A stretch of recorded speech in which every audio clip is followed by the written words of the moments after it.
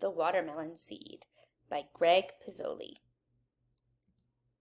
I love watermelon. Chomp, chomp, chomp.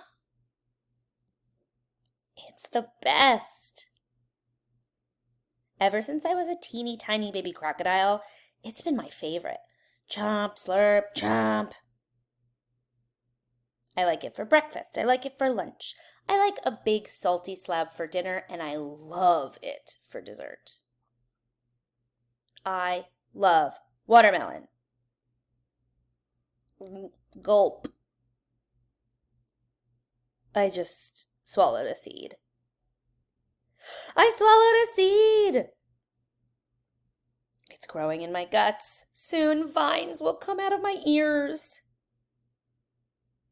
My stomach will stretch. My skin will turn pink. I don't want to be in a fruit salad. Somebody please help me. Grumble, grumble. Oh no, I can feel it growing inside me. It's happening right now. My stomach feels funny. Burp.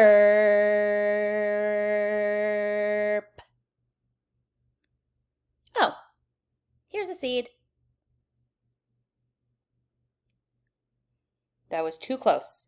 No more melon for me.